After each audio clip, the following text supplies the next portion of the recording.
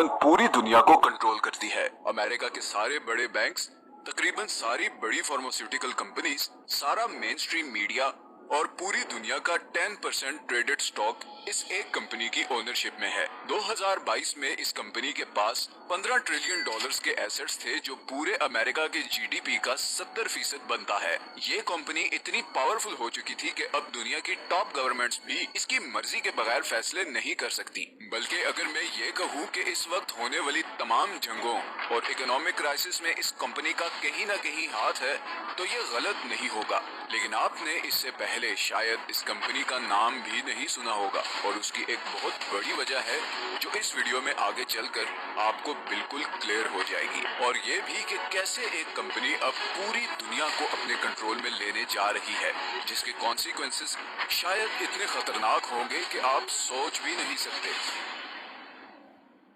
Larry Fink, इस company का CEO, शायद इस वक्त दुनिया का सबसे पावरफुल इंसान है। ये लैरी फिंक आखिर है कौन और कैसे ये इतना पावरफुल बना कि आज दुनिया में होने वाले हर वाक़े में डायरेक्टली या इनडायरेक्टली ये और इसकी कंपनी इन्वॉल्व होते हैं। लैरी 1952 में लॉस एंजलिस की एक अमीर फैमिली में पैदा हुआ। लैरी के मुतालिक कहा जाता है कि he was always hungry for power, और इसीलिए उसने अपने कैरियर की शुरुआत पॉलिटिक्स से की। लेकिन उसे जल्द ही एहसास हो गया कि असल ताकत पॉलिटिक्स में नहीं बल्कि पैसे में है। इसीलिए लैरी ने पॉलिटिक्स छोड़ी और 1976 में न्यूयॉर्क में फर्स्ट बॉस्टन नामी एक इन्वेस्टमेंट फर्म में एज अ सिक्योरिटी ट्रेडर अपने कैरियर की शुरुआत की। चंद ही सालों में लैरी इस कंपनी का हाईएस्ट अर्निंग एम्प्लॉय बन चुका था। उसके अंदर आगे बढ़ने और पावर हासिल करने की एक आग थी जिसे बुझाना नामुमकिन था। लैरी इन्वेस्टमेंट को ऐसे समझने लगा था जैसे और कोई नहीं। 1986 में लैरी ने फर्स्ट बॉस्टन से रिजाइन किया और एक सीक्रेट सोसाइटी कैपा बेटा फाई का मेंबर बन गया। इस सोसाइटी में सिर्फ दुनिया के टॉप बैंकर्स, इन्वेस्टर्स और पॉलिटिशियंस शामिल हो सकते हैं। लैरी इसका मेंबर कैसे बना ये हम नहीं जानते, मगर तकरीबन 2 साल के बाद 1988 में लैरी ने उस कंपनी की बुनियाद रख दी जो अगले 35 साल के दौरान पूरी दुनिया की सबसे बड़ी और ताकतवर कंपनी बनने जा रही थी। शुरू के सिर्फ 5 सालों में ही ब्लैक रॉक की वैल्यू $5 बिलियन से $8 बिलियन हो गई। लेकिन ये सब तो सिर्फ एक शुरुआत थी। एक ऐसा बॉम्ब फटने जा रहा था जो ब्लैक रॉक को इतना अमीर बनाने वाला था जितना किसी ने सोचा भी नहीं था। 2008 में एक फाइनेंशियल क्राइसिस आया जिसने पूरी दुनिया को हिला के रख दिया। सारी स्टॉक मार्केट्स क्रैश हो गई, बैंक्स डिफॉल्ट कर गए और लाखों लोग बेरोजगार हो गए। लेकिन लैरी इस क्राइसिस के लिए पहले ही तैयार था। वो 8 साल पहले ही मॉर्गेज बैक्ड सिक्योरिटीज में इन्वेस्ट कर चुका था, और जहां सारी दुनिया की इकोनॉमीज कोलैप्स कर गई, वहीं ब्लैक रॉक के रिजर्व्स ट्रिलियंस में चले गए। और सिर्फ यही नहीं बल्कि लैरी ने अपने कनेक्शंस इस्तेमाल करते हुए अमेरिकन गवर्नमेंट के साथ एक कॉन्ट्रैक्ट साइन कर लिया, जिसके तहत ब्लैक रॉक को तमाम डिफॉल्ट कर जाने वाले बैंक्स की ओनरशिप दे दी गई। और यहीं से वो दरवाजा खुल गया जो लैरी का पूरी दुनिया पे हुकूमत करने का ख्वाब पूरा करने वाला था। अगले 10 सालों में ब्लैक रॉक अमेरिका की सबसे बड़ी एसेट मैनेजमेंट कंपनी बन चुकी थी, और आज की तारीख में दुनिया की तमाम बड़ी इंडस्ट्रीज में ब्लैक रॉक के शेयर्स हैं, चाहे वो मीडिया, बैंक्स, ऑयल या फिर हथियार बनाने वाली कंपनीज हों।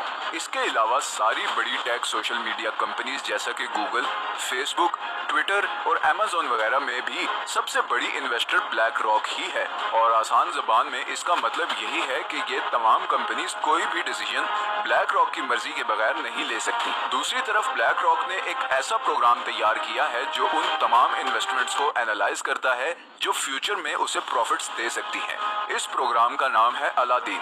अलादीन इस वक्त पूरी दुनिया में $20 ट्रिलियन के एसेट्स मैनेज कर रहा है।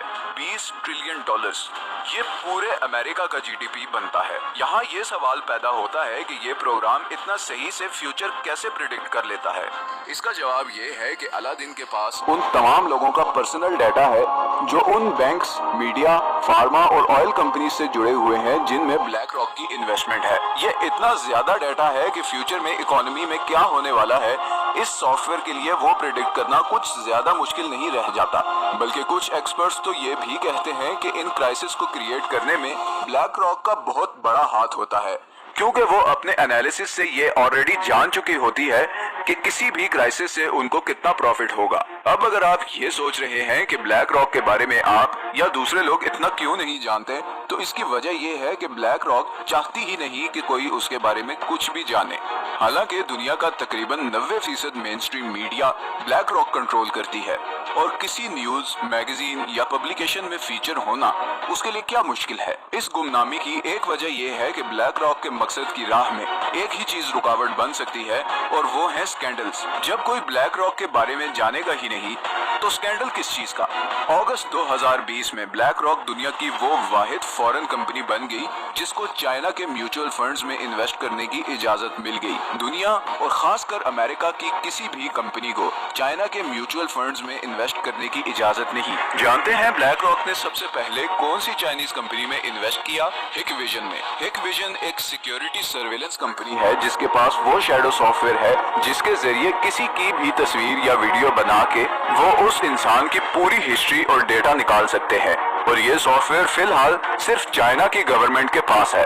ब्लैक रॉक जितनी तेजी से दुनिया की कंपनीज को टेक ओवर करती जा रही है, आने वाले दिनों में इसका इन्फ्लुएंस मजीद बढ़ता चला जाएगा, और इसका मतलब सिर्फ एक है कि हम एक ऐसे फ्यूचर की तरफ बढ़ रहे हैं जिसमें कंट्रीज से ज्यादा कंपनीज पावरफुल होंगी। हमारी पॉलिटिक्स, सोसाइटी और कल्चर वोट्स नहीं बल्कि इन्वेस्टमेंट बोर्ड्स कंट्रोल करेंगे, और ये सब सिर्फ एक कंपनी और एक इंसान के कंट्रोल में होंगे।